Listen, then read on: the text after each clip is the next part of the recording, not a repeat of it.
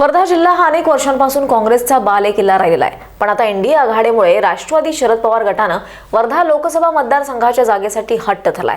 तर एकीकडे काँग्रेस ही जागा मागण्यासाठी वर्धा जिल्ह्यातील शिष्टमंडळ मुंबईला रवाना झालंय. वरिष्ठांना आग्रह धरून ही सीट वर्धा जिल्ह्यात काँग्रेसला द्यावी अशी विनंती करणार असल्याची माहिती काँग्रेसच्या नेत्या चारुलता टोकस यांनी आमचे प्रतिनिधी निलेश यांच्याशी बातचीत करताना दिली आहे. निलेश, नेमक्या काय म्हणाल्यात चारुलता? सध्या भारतभरात लोकसभेची रणधुमाळी सुरू आहे. त्यातच महाराष्ट्रातील वर्धा जिल्ह्यात मात्र राष्ट्रवादीने देखील लोकसभेच्या तिकिटासाठी तगादा लावला आहे की ते राष्ट्रवादीकडे जावं. परंतु काँग्रेसचा गड म्हणून राहिलेला हा वर्धा जिल्हा, काँग्रेसने अनेकदा विजयाचं टिळक या जिल्ह्यातल्या काँग्रेस पक्षाच्या कार्यकर्त्यांनी खासदारकीवर लावलेला आहे आणि खासदारकी जिंकून या जिल्ह्याचा विकास देखील झालेला आहे. तर आपण आहे आत्ता चारुलताताई टोकस, ज्या काँग्रेसच्या नेत्या आहेत. ताई, जे राष्ट्रवादीने दावा केला आहे की त्यांनाच तिकीट पाहिजे आहे लोकसभेचं वर्धा जिल्ह्याचं, तर पण काँग्रेसचा हा बालेकिल्ला राहिलेला आहे. तर आपण यासाठी काय प्रयत्नशील आहात? दावा सगळे करू शकतात, कारण महाविकास आघाडी म्हणून आम्ही लढतोय आणि आमचा जसा अधिकार आहे ते पण मागू शकतात सीट. पण आम्ही दावा करतोय यासाठी की आमचा हा बालेकिल्ला राहिला आहे वर्धा जिल्हा, आणि इथून काँग्रेसचे खासदार निवडून गेले आहेत. आणि मागच्या वेळेला 2019मध्ये मी जेव्हा लढले होते तेव्हा भाजपनंतर काँग्रेसच सेकंड नंबरवर होते.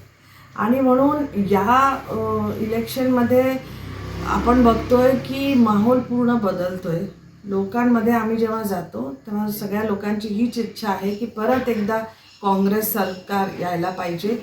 आणि हे जे सरकार आहे ज्यांनी फक्त खोटे आश्वासनं दिली, मग ते तरुणांना असतील किंवा शेतकऱ्यांना असतील, महिलांना असतील, कामगारांना असतील, सगळ्या घटकांमध्ये जे काही त्यांनी सांगितलं की आम्ही हे करू ते करू, पूर्तता काहीच झाली नाही आहे.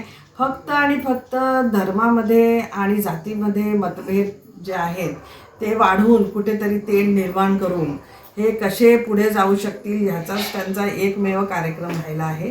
पण त्याच्यामुळे लोकांचे जे प्रश्न आहेत ते सुटत नाही आणि जी परिस्थिती आहे ती सुधारणार नाही. आणि म्हणून विकास हा जो आहे हा करणं फार आवश्यक आहे. तर जोपर्यंत लोकांच्या खिशामध्ये पैसे जाणार नाही, त्यांची आर्थिक परिस्थिती सुधारणार नाही, विकास होऊच नाही शकत. फक्त रस्ते बनवून काही विकास होत नाही. आणि म्हणून आज ही काळाची गरज आहे असं लोक स्वतः आम्हाला सांगतात की ज्यांनी स्थिर सरकार दिलं आहे आणि ज्यांनी विकास करून दाखवला आहे आणि सगळ्या घटकांसाठी काम केलं आहे, पुरुषांसाठी, महिलांसाठी, युवकांसाठी, आणि आता जी परिस्थिती ह्या सरकारने निर्माण केली आहे की जे सगळे पब्लिक सेक्टरचे जेवढे काय होते सगळे कारखाने ते बंद केले, ज्या आपल्याला नोकऱ्या मिळत होत्या सरकारी, त्याच्यामध्ये जी पेन्शन मिळत होती ते सगळं बंद आहे. आणि दुसरं असं आहे की आता भरत्यासुद्धा ज्या आहेत त्यासुद्धा कॉन्ट्रॅक्च्युअल ह्याच्यावर चालल्या आहेत 11-11 महिन्याच्या. म्हणून कोणालाही कुठेही सेक्युरिटी नाही आहे कसलीच. आणि चुकीचं जे GST धोरण आणलं त्याच्याबद्दल तर खूपच रोष आहे इव्हन व्यापाऱ्यांमध्ये. आणि म्हणून आज सगळ्या लोकांना एकच पर्याय दिसतो आणि तो काँग्रेस पक्ष. आणि म्हणून आम्ही ही सीट सगळे मिळून काँग्रेस पक्षासाठी वर्धेची मागतोय, जी आतापर्यंत कुठल्याही मित्र पक्षाला गेली नाही आहे. कारण हा गांधी जिल्हा आहे, हा विनोबाजींचा जिल्हा आहे, ही कर्मभूमी राहिली आहे गांधीजींची आणि विनोबाजींची. आणि इंदिराजींनी सुद्धा इथूनच प्रेरणा घेऊन परत एकदा इमर्जन्सी नंतर त्यांचा लढा त्यांनी सुरू केला आणि परत एकदा काँग्रेस सत्तेवर. ताई, वर्धा जिल्ह्यात जातीयतेवर आता जे विरोधी पक्ष एक जोर देत आहे, तेलीगोंदी यातच दोन जातीतून कुठेतरी खासदार निवडून येईल. परंतु अल्पसंख्याक देखील याच जिल्ह्यामध्ये मोठे आहे. तर आपल्या काँग्रेसकडून कुठला तरी एक नवा चेहरा येणार का समाजापुढे? येऊ शकतो ना. असं काहीच नाही की पारंपरिकच फक्त आपल्याला द्यायला पाहिजे. ते पक्षश्रेष्ठी ठरवतील. आम्ही एक पॅनल म्हणून 4-5 नावं पक्षश्रेष्ठींच्या पुढे ठेवणार आहोत आणि त्यामधले जे उमेदवार त्यांना वाटतं की निवडून येऊ शकतात त्यांना संधी देण्यात येईल. एक शेवटचा प्रश्न आहे ताई, जनतेमध्ये एक आता सध्या एक नारा गुंजते आहे, मोदी की गॅरंटी 400 पार. तर आपण समाजाला या माध्यमातून, चॅनलच्या माध्यमातून काय सांगणार? 400 पार जर खरंच येत असतील खासदार त्यांचे, तर प्रत्येक राज्यामध्ये ते जे सरकार आहेत ते कशाला पाडतायत?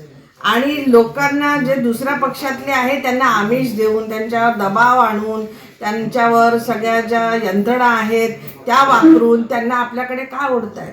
गरजच नाही पाहिजे ना, जर ते एवढे कॉन्फिडंट असतील तर. आणि दुसरं गॅरंटी कसली? तुम्ही 2014 मध्ये जी गॅरंटी दिली होती त्याची पूर्तता झाली नाही. 2019 मध्ये गॅरंटी जी काही दिली होती त्याची पण पूर्तता झाली नाही.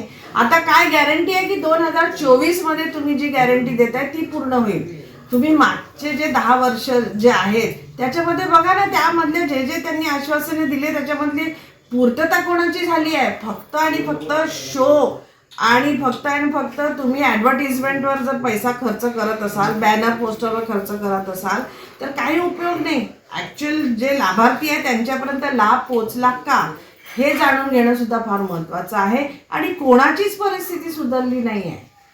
शेतकऱ्यांची परिस्थिती सुधारली नाही आहे. 2 कोटी नोकऱ्या तुम्ही दर वर्षी देणार आहात. युवकांना असं सांगितलं तर युवक तर एवढे बेरोजगार झाले की एवढी बेरोजगारी कधीही आपल्या देशामध्ये नव्हती. महिलांना सुरक्षा नाही.